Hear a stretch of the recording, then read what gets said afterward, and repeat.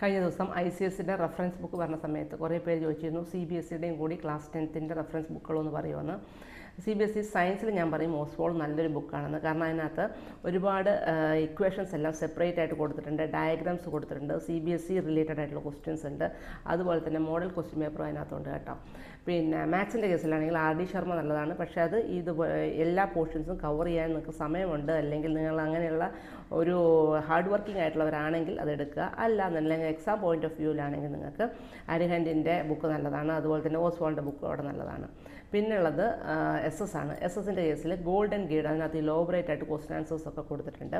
അതുപോലെ തന്നെ ഇമ്പോർട്ടൻ്റ് ആണ് ഫുൾ മാർക്ക്. അതിനകത്ത് ഈ പറയുന്ന പോലെ മാപ്പ് വർക്കുകൾ, അതുപോലെ CBSE റിലേറ്റഡ് ആയിട്ടുള്ള പരീക്ഷയ്ക്ക് ചോദിക്കുന്ന ക്വസ്റ്റ്യൻസ് ഒരുപാട് കൊടുക്കുന്നൊരു ബുക്കാണ്. ഇംഗ്ലീഷിൻ്റെ കേസിൽ പറയുകയാണെങ്കിൽ BBC കോമ്പാക്ട് എന്നൊരു ബുക്കാണ്. അതുപോലെ തന്നെ വളരെ ഇമ്പോർട്ടൻ്റ് ആയിട്ടുള്ളൊരു ബുക്കാണ് ഫുൾ മാർക്സ്. ഇതിനകത്തൊക്കെ ഉണ്ടല്ലോ നമ്മുടെ ഗ്രാമർ ക്വസ്റ്റ്യൻസ് വർക്ക്ഷീറ്റുകളൊക്കെ ഒരുപാട് കൊടുത്തിട്ടുണ്ട്. പിന്നെ ഹിന്ദിയാണ്. ഹിന്ദിക്കകത്ത് ടുഗദർ വിത്ത് നല്ലൊരു പുസ്തകമാണ്. ഈ പറയുന്ന പോലെ ഗ്രാമർ ക്വസ്റ്റ്യൻസും അവർക്ക് വേണ്ട വർക്ക്ഷീറ്റുകളൊക്കെ അതിനകത്തുണ്ട്. അപ്പം ഇനി ക്ലാസ് 12th ചോദിച്ചിട്ടുണ്ടായിരുന്നു സയൻസിന് അല്ലെങ്കിൽ കെമിസ്ട്രിക്ക് ഏതോ നല്ല ബുക്കെന്ന്. ഞാൻ പറയും ഓസ്വാൾഡ് നല്ല ബുക്കാണ്. കാരണം അതിനകത്ത് ഇക്വേഷൻസ് എല്ലാം സെപ്പറേറ്റ് ആയിട്ട് കൊടുത്തിട്ടുണ്ട്. അതുപോലെ തന്നെ ക്വസ്റ്റ്യൻ ആൻസേഴ്സ് എല്ലാം ടു ദ പോയിൻ്റ് ആണ്, നല്ല വാരി വലിച്ചൊന്നും അല്ല, ടു ദ പോയിൻ്റ് കൊടുത്തിട്ടുണ്ട്. പിന്നെ 3-4 മോഡൽ ക്വസ്റ്റ്യൻ പേപ്പർ ഉണ്ട്, പ്രാക്ടീസ് പേപ്പേഴ്സും ഇഷ്ടം പോലെ ഉണ്ട്. അപ്പം ഇതൊക്കെ ഒന്ന് നോക്കുക കേട്ടോ. Thank you.